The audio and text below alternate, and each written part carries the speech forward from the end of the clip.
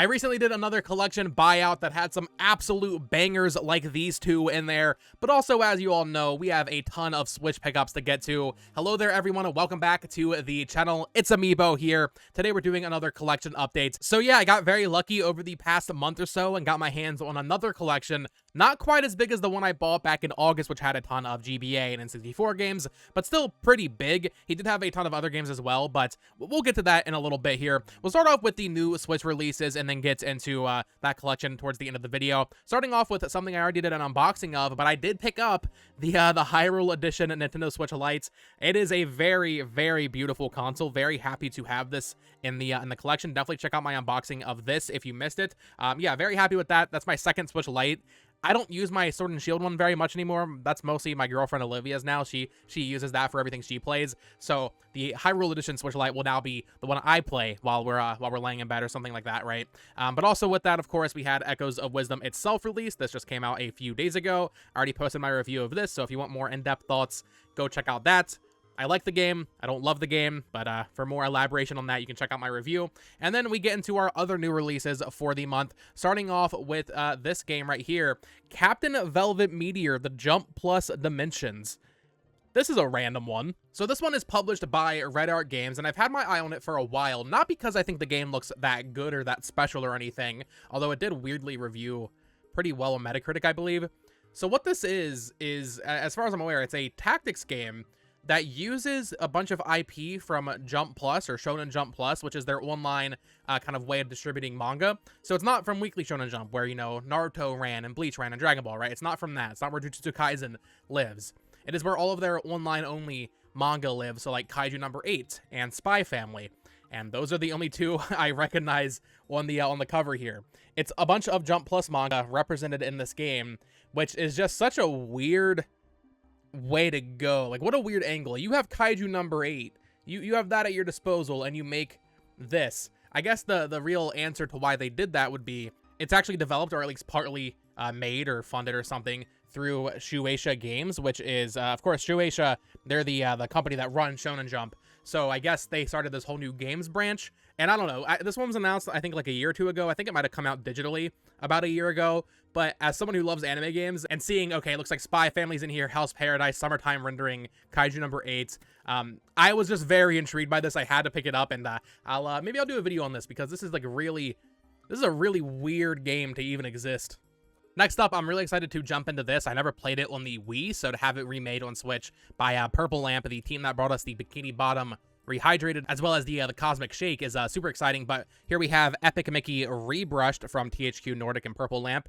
I've heard very good things about this. I always wanted to play it on Wii. It's one of those games that just kind of avoided me my entire life, so I'm very curious to check out this one. I wish it was multiplayer, right? Like, this is the perfect game for me to play with Olivia, but unfortunately, it's single player only, so I guess you'll have to watch me play the Epic Mickey game. But yeah, I know Epic Mickey 2 is multiplayer, right? So hopefully this remake does well. They do that. I'll play it. I'll enjoy it. And then they get to the sequel, which I know was co-op on the Wii and Wii U. So this one just came out. Very excited to check out this eventually.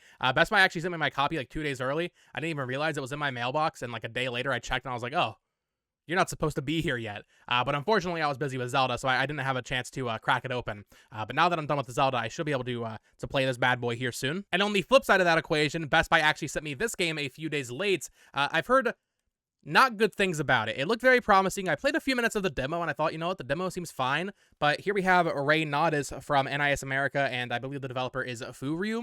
So they did the Crystar game and Cry Machina, as well as, I believe, Monarch on Switch. Maybe they're behind the Caligula Effect games. So they do a bunch of stuff. They make a lot of games, and NIS America publishes basically all of them. Ray Nodis looked really, really good, and then it got like really middling to even bad reviews, which I was very surprised by, even though I only played the demo for like, 10-15 minutes.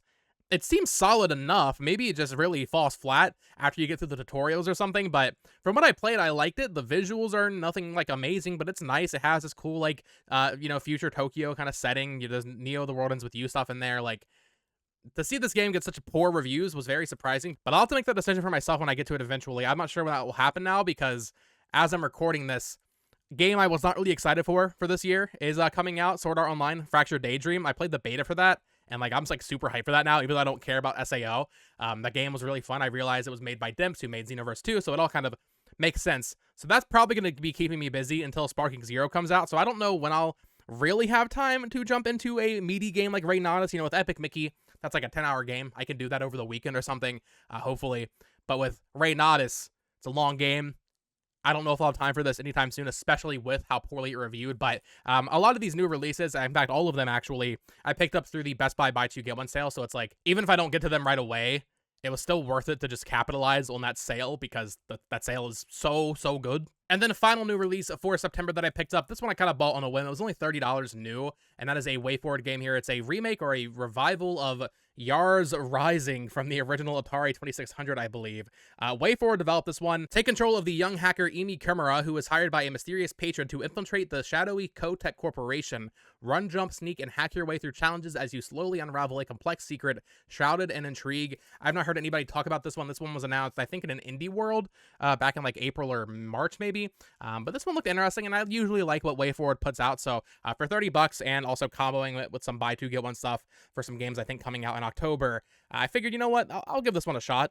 Next up, we have 4 anime games. So recently, I've been really trying to fill out my anime games, my licensed anime games collection on Switch. I think I'm going to do a video on just every licensed anime game that is available on Switch. I don't know if I'll buy them all because there are some I don't really care about. Like there's a, I think there's a Reincarnated as a Slime game. I don't know if I really care enough to buy that. I don't care about that anime.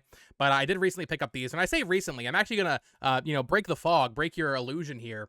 Some of this stuff I bought like straight up like 4 months ago. And I just have not gotten around to showing in a pickups video, and that applies to both of these here. So I bought these quite a while ago. I think VGP had a sale on this one in particular, and that is Demon Slayer: The Hinokami Chronicles. I played this on PS5. I platinumed it on PS5. I love this game. Demon Slayer is not my favorite. I really don't like Demon Slayer like that much, but it's good. You know, I've read the manga, watched the anime. I don't think it's as good as it's hyped up to be, but Demon Slayer is solid, and this is a really good game. If you're familiar with the Naruto Storm series, this was made by CyberConnect 2. Basically using everything from Naruto Storm. So it's basically Naruto Storm 5. We don't talk about Storm Connections here. We talk about Hinokami Chronicles, and I think it's safe to say they will likely be doing a sequel to this, which I'm very excited for, because mechanically it's just a very fun game. I love going through the story and doing all the challenges and stuff, and getting the platinum for that was a lot of fun. But then the reason I went back and bought that on Switch was because around the time that I bought that, which is going to really age and tell you how long it's been since I bought these, they released this new Demon Slayer game on Switch called Demon Slayer Sweep the Board, which I've not heard very good things about. I have not had a chance to try it yet, but it is basically Demon Slayer Mario Party, which is weird. I really don't know why they would make a game like that, but at the same time, I really respect it and appreciate it. Everybody's so tired of how many, licensed 3D arena fighters we get that are like the Storm games, that are like Budokai Tenkaichi, right? So to see them do a Demon Slayer Mario Party game, even if it didn't work out, right? Even if it didn't review that well, the fact they even did that at all is honestly really cool to me. I kind of like the variety we're getting with anime games right now, and that kind of applies to the next one, although I also will say with Demon Slayer, that came out back in April. I'm pretty sure I bought it in April, so that's how old some of this stuff is. But on that same vein of like weird not fighting anime games, I showed this in a video a couple days ago. But here we have Spy Anya Operation Memories. This is a Spy Family game where you play as Anya, and you kind of just do daily tasks, I think, and you have like little cute cutscenes and mini games and stuff. It says customize your family with more than 80 costumes and accessories, enjoy a variety of mini games, and go on outings with your family. So kind of just a wholesome little day in the life game where you play as Anya from Spy Family. This is a really weird release because it released in Europe and it has a PEGI version. It released in Japan, of course, and also in Asian territories. That's where this copy comes from. It released digitally in America, I think, but there's no ESRB copy of this game, and there's also just not that many listed on eBay, so I talk about this in my games to buy before they get expensive video, because I really think that Spy Anya is probably one, if you're interested, you should get now, sooner than later, because this is just a really weird release, has a pretty limited physical presence on eBay, and yeah, it's just a weird game to even have a physical at all, or also even to just exist. It's a weird game to even exist, I would say. And then the final anime game I have to show in this video is Attack on Titan 2 Final Battle from Koei Tecmo. Very, very excited to try this one out, because I'm happy to announce, if you're an anime fan watching this video, I finally watched Attack on Titan. I had never seen Attack on Titan. I had never read Attack on Titan. Frankly, I am shocked by how little I knew about Attack on Titan. The main plot of the series, I didn't even know. Like, I didn't know Eren could do that. I didn't know the characters could do what, like, the main thing of the series is. Somehow I avoided that. Despite having a manga channel at one point, despite running a manga podcast, I just completely avoided Attack on Titan. And over the past month, me and my girlfriend have completely binged it. We just finished it actually last night when I'm recording this video, and wow, what a series. But I decided to pick up this game. This one used to be very expensive. VGP reprinted it at some point. I think I paid 60 for it, maybe 65. And it looks solid. It looks fine. I don't love the art style, but this is, I believe, taking place around the Return to Shigashina arc. So you got your Beast Titan there and the Armor Titan and Cart Titan there. So it's not too deep into the series, or I guess about like halfway, right? This game's always looked intriguing to me though, because it has online versus and co-op, so I don't know if it works like I don't know if it's like a Monster Hunter game. It's made by Koei Tecmo, which made me think initially that it was going to be like a Warriors game. I think it's on the Warriors engine, but it's not quite the same. I'm very intrigued by this one. And now that I've actually watched all of Attack on Titan, it only made sense to go ahead and pick up this and hopefully try it out in the very near future. And then we do have some other Switch pickups here. Only 4 more to go through that I went back and picked up. Just some random games that I've been meaning to add to my collection. All 4 of these are JRPGs, actually. Starting off with 2 Square Enix games, I finally picked up a physical copy of Lost Sphere here. This is a Tokyo RPG Factory game that has some dirt on it. This is a Tokyo RPG Factory game. They are the team that made I Am Setsuna as well as Oninaki. I've shown Oninaki in the past and talked about it, and I think one of the videos of talking about like games to buy before they get expensive, because Oninaki is so niche. Lost Sphere is in a similar vein, although this one actually has an ESRB release, as you can see. I'm not sure how limited this was, but it's just kind of a weird game to even have had gotten a physical because it is so niche. It reviewed so mediocrely. I enjoyed this one. I didn't finish it. I was actually doing a Let's Play on it at one point, like back in 2018. Of course, the inside is very boring, as you can see, just the old lone cartridge there. But this was the second game they made. Then they made Oninaki, and now they're kind of dissolved, I believe. I think Tokyo RPG Factory is basically gone. But the first game they made came out on the Switch back in 2017. I think it came out on PS4, maybe 2016, and that is I Am Setsuna, which I also picked up here because I didn't realize there was an English copy of this game. I thought it was only Japanese, and this is like a Japanese copy, as you can see, with the Sarah rating there. However, the front has English, the back has English, and most interestingly to me, if you are familiar with Switch collecting, you know all the hubbub about the spines and everything. You're probably familiar with how Super Bomberman R is one of the few games that has like a really ugly spine on Switch. It has like just the regular logo. I Am Setsuna, another game. I never knew this. This game also has just like the logo as the spine. Now this works better because it's just, you know, a decent looking font and it's in white. But the Super Bomberman R logo is like yellow and really ugly. I never knew that I Am Setsuna had a similar release like that where I guess it was before the protocol really hit in to not use your own game logo on the spine. But this is what I've always been wanting to try out because I played Lost Sphere, I played Oninaki, I enjoyed both of those games, and I Am Setsuna is the one that everybody actually liked, so I imagine it's probably better than those two, and I already liked Lost Sphere and Oninaki, so I will probably like I Am Setsuna, I imagine. And then finally for Switch, while getting ready for Ys 10 Nordics, I went back and picked up Ys 8, Lacrimosa of Dana. So this came out back in 2018 on Switch, I want to say, but it actually just got reprinted by VGP once again, probably back in like April, I want to say. Maybe that's when my copy shipped. So I've had this one for a while, and I have actually started playing this, although I stopped myself because I got like 5 hours in. I was actually really enjoying it. I didn't really have time to commit to a big, meaty JRPG like that at the time. It was like a couple days before Echoes of Wisdom came out. But then also, I decided it would be better to pause that and maybe actually start with Ys 10, because doing a review of like Ys 10 from a newcomer's perspective, I think is actually a really fun idea. Because I also know there's no way I'll be able to finish Ys 8 and Ys 9, which I also picked up here, Ys 9 Monstrum Nox Packed Edition. I know there's no way I'd be able to finish both of those games before Ys 10 comes out, and I want to try to jump on Ys 10 when it comes out and do videos on it, so I decided to put Ys 8 on hold, although I will say, from the little bit I played, I was very enjoying it. Kind of basic, right? Like kind of, you know, early hours at the very least, kind of basic. I wasn't sure the exact structure of the Ys games. I don't know if they're all like this, but basically, you get on this deserted island, and you're basically just building up this island. It's a pretty big island. It has a world map and everything, and you're kind of just going around finding castaways and building up your village. I did not know that was the structure of Ys games. I don't know if that's how they all are or what, but for what it was, I was enjoying it, so I will definitely be trying out Ys 10 later this month if I, once again, have time to squeeze it in, because it is coming out at a very hectic time for me. I would like to do videos on it, though. I'd like to play it. So we will see what happens with that. But yeah, that is all my Switch pickups for the month. But then we get into this buyout that I alluded to earlier, and there is some very cool stuff. So all of this came from the same person. He was selling his collection for pretty cheap. You know, I guess he just needed money fast, that kind of thing. I did not buy everything that he had. Unfortunately, I was not able to go as crazy as I did with the pickups video I did back in August, where I bought that huge collection of like N64 games and complete inbox GBA games. But still, this is a pretty sizable addition to my retro Nintendo collection, if you want to call it that. So starting off here, we'll save the Fire Emblem for last. I do have quite a bit of Fire Emblem here. I picked up a very, very clean copy of F-Zero GX. Very happy to add this to the collection. It is the only F-Zero game I have not put a substantial amount of time into. I did a video in August talking about rebuying a GameCube and kind of my experience with that. I talked about F-Zero GX in that, so this buyout was a while ago, but this is a very, very clean, minty copy of F-Zero GX, and yeah, that's the thing with this collection. He really kept good care of his stuff. All of the games had protectors, right? Like, all the box games anyway. So yeah, F-Zero GX, happy to add this. Another major GameCube hit done for the collection. But then we get into some DS games here. Starting off with this one that I frankly did not know much about when I bought, but it just looks so cool to me, and that is the Dark Spire from Atlas. This is the version that comes with a music CD. Up until this point, you know, I've bought all of the Etrian Odyssey games on 3DS and like the SMT games and all that have these cardboard type releases. I bought all of those that had the music CDs.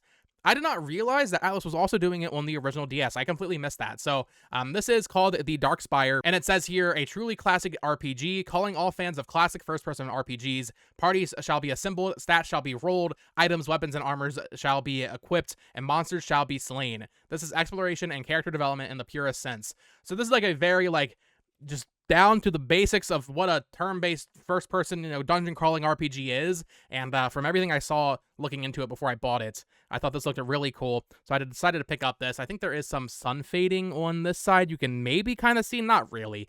He, like, I think priced it extra low because of that, but, I mean, you can barely tell. I guess it's not fully white, but it's still pretty good condition. And then obviously the game inside is not sun faded at all because it's protected by cardboard, right? And then from there we'll segue into all of the Fire Emblem stuff I bought from this guy. So first up is Fire Emblem Shadow Dragon. Of course, this is a remake of the first Fire Emblem game, Marth's game, from the original Famicom.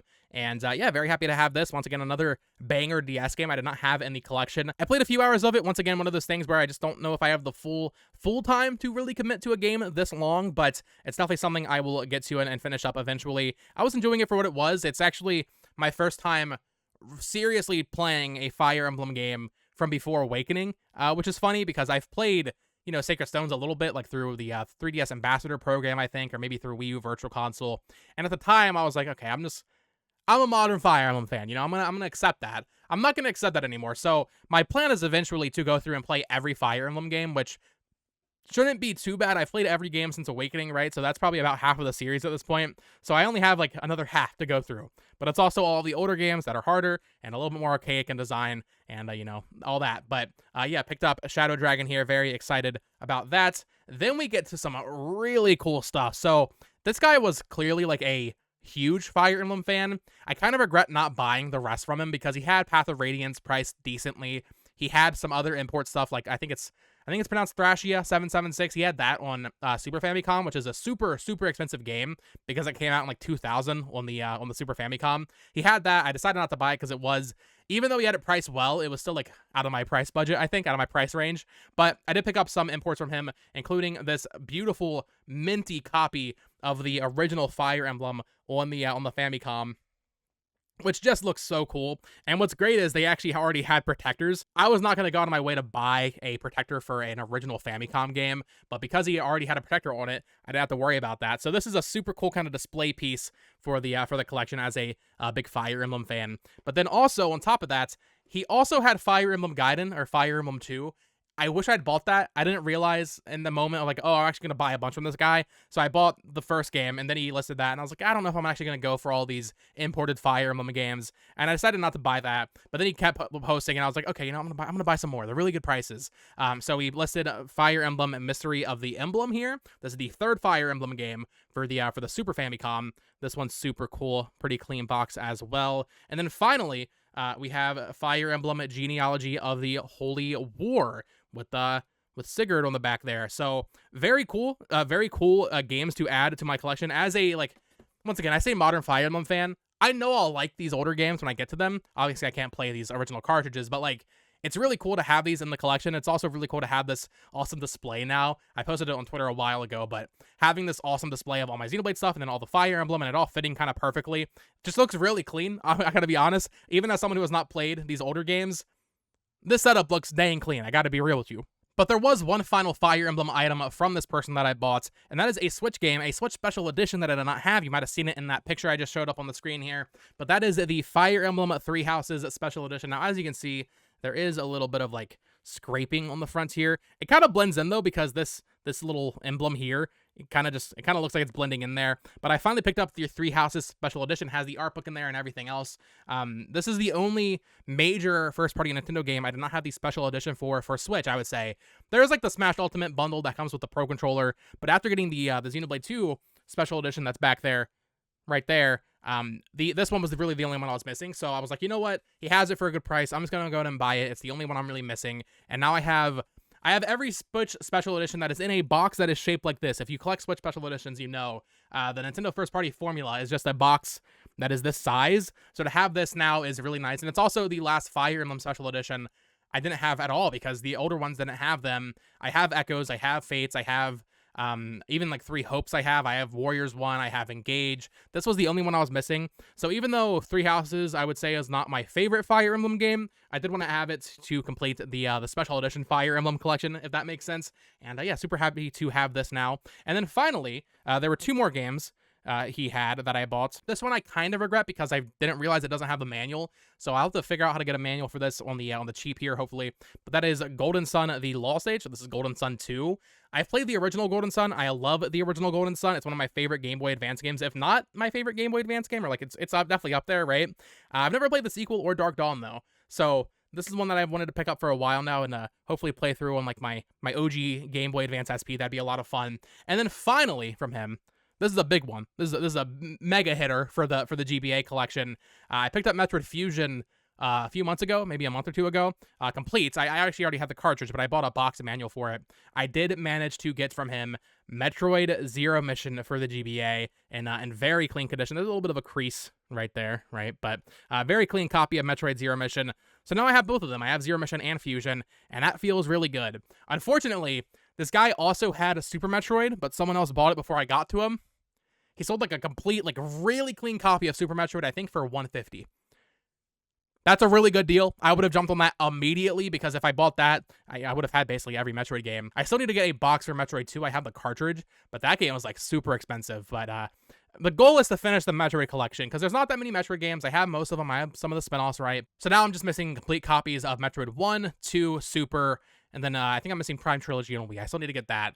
And I'll probably be buying that soon because if those games don't get brought to Switch, Prime 2 and 3, I'm worried about the price of that, and I still need to play those before Prime 4 comes out. So hopefully I can find a good deal on that, or hopefully they just bring Prime 2 and 3 to the Switch. But yeah, very happy to add Zero Mission to my collection. Very complete, very minty. I love the orange on this, by the way, on the spine, like when it's sitting on a shelf. That just looks really clean. But that is going to do it for today's pickups video. Quite a few bangers, I would say, from retro games to Switch games. A lot of anime stuff, some new recent pickups for Switch, new releases, I should say, as well as this awesome special edition for Three Houses.